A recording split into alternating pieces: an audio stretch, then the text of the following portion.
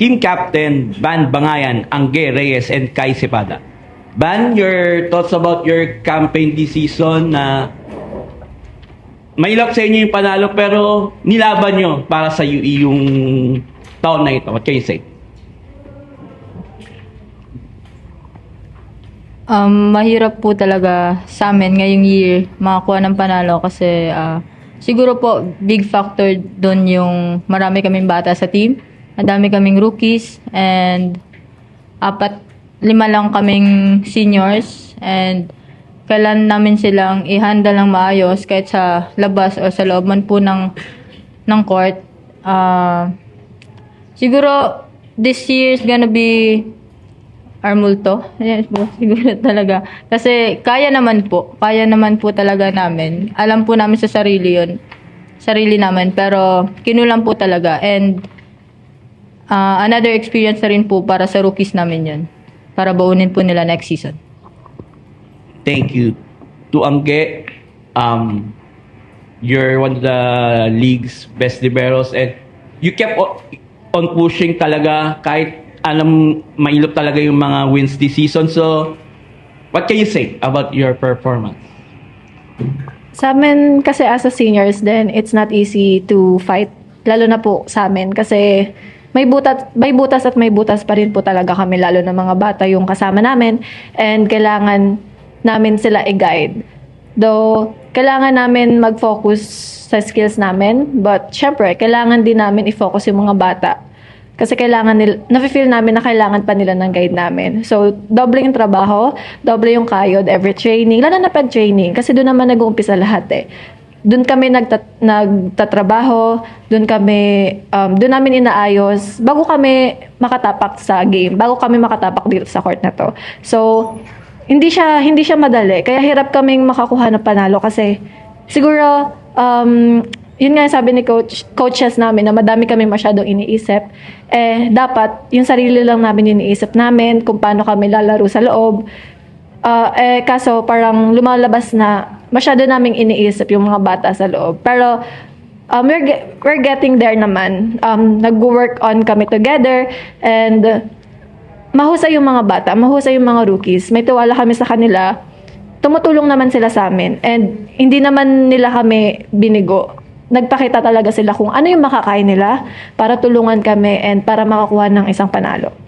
Thank you. Okay, had 12 digs and 8 extra receptions. Sky, you have 18 points, 8 on 15 attacks, 1 block, and 11 digs and 13 receptions. So, ano masasabi mo na yung lalo na yung bandang dulo na talagang naubusan na kayo ng laro, talagang binuhos mo lahat for UE.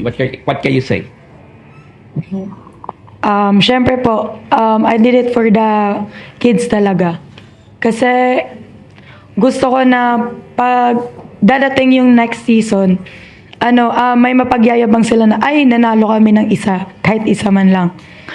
Pero, ayun nga po, hindi po pabor sa amin yung tadhana. Pero, I just want them to know po na nilaban ko talaga.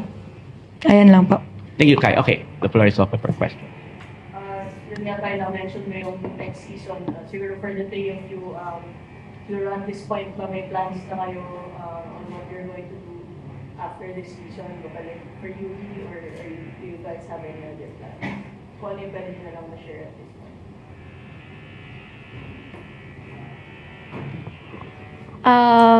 Ako may isa pa po akong playing year so I'm gonna use that po. Me, may isa pa rin po ako pero it's gonna be a big decision for me kung babalik pa ba o hindi. Pero gusto kong makita yung mga bata na mag-grow kahit yun man lang, mag-grow sa larangan ng UAP. Then yung seniors din, hopefully bumalik kami. Ganun. Sa akin po, may isa pa din po. Pero as of now po, tinitimbang ko pa yung pros and cons po kung ano pong mangyayari sa decision ko, if ever. Yan lang po. Depende. Okay, ayun nga, you're gonna use your final year. Ever since high school, UE ka na. Siguro, what keeps you choosing UE? Alam ko lagi kong sinasabi sa interviews to, what making me stay here sa UE. Kasi gusto ko siya ipaglaban. Since high school kasi, same result always. So, hindi naman kailangan, gusto ko umalis ako sa UE. Kahit makagawa kami ng history together and makagawa kami ng history for UE about sa volleyball, women's volleyball. Kasi syempre yung men's natin, nakakagawa na sila ng history. But syempre kami, parang yung last history namin is season 86 pa. So gusto namin na aalis kami na may mangyaring history o may magawa kaming history for UE and for our coaches din. And sa UE community, sa teammates namin, sa mga bata na may potential, gusto namin sila bigyan ng magandang experience dito sa UE.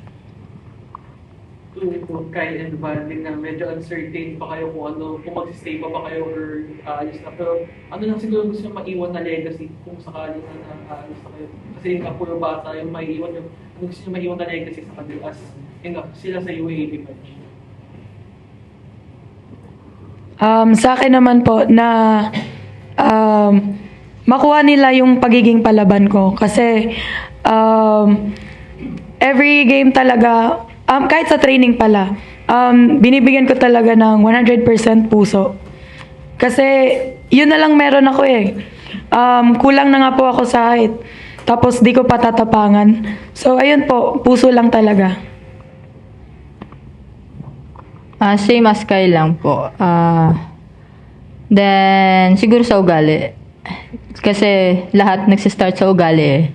And the skills will follow.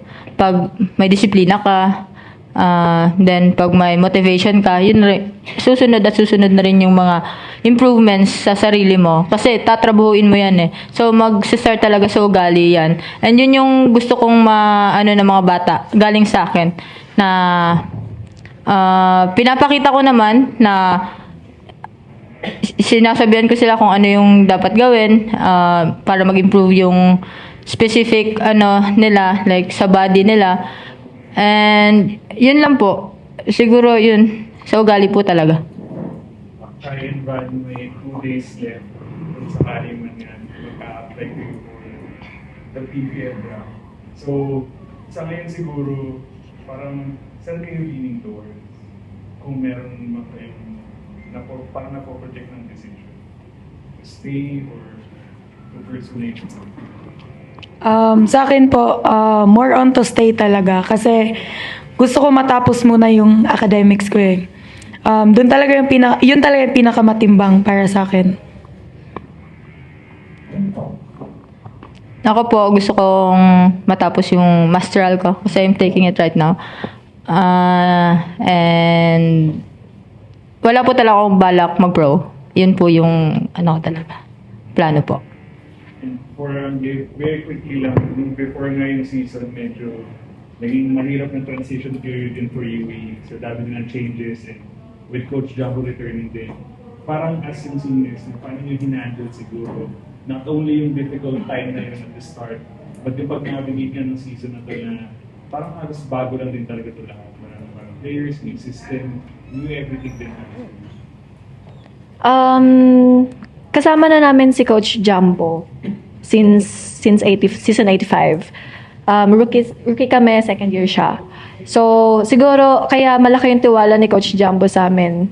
Kasi parang isa kami sa tutulong sa kanya kung paano yung sistema nila ngayon. Kasi, yun nga, yung sabi niyo nga po na iba yung changes namin ngayon. Kasi iba yung sistema namin ngayon compared dun sa season 85. So, mas maganda po yung sistema ngayon and mas nag-work po kami with coaches.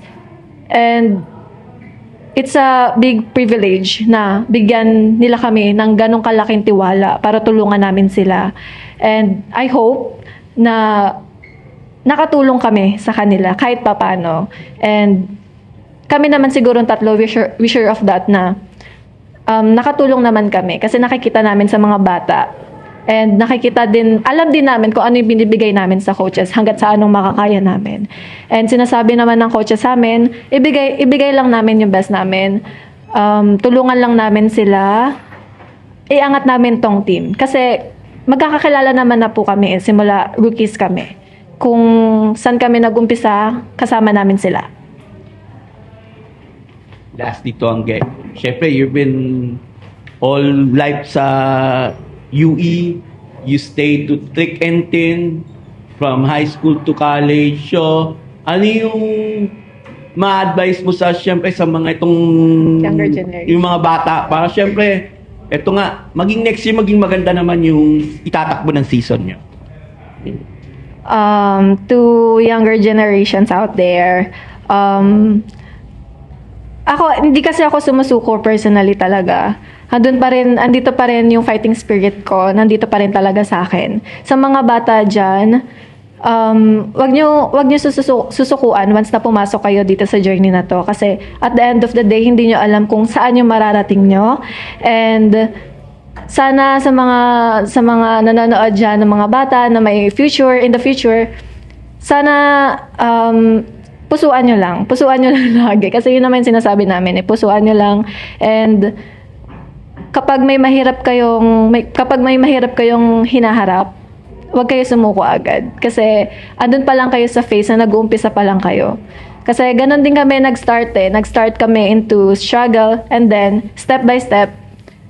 Until now, tutulad ko, hindi ko alam na ito yung mararating ko. Kasi my younger me, hindi ko alam na andito ako sa UAP. Nung bata ko, hindi ko alam na dito na pala ako aabot. Alam niyo yun, parang huwag niyo lang susukuan. Kung ano yung gusto niyo, ituloy niyo. Hindi porket mahirap yung idadaan niyo, susuko na kayo. Hindi. Ilaban niyo yan. Ilaban niyo lang lagi. You girls are sure to watch. Thank you very much. Thank you.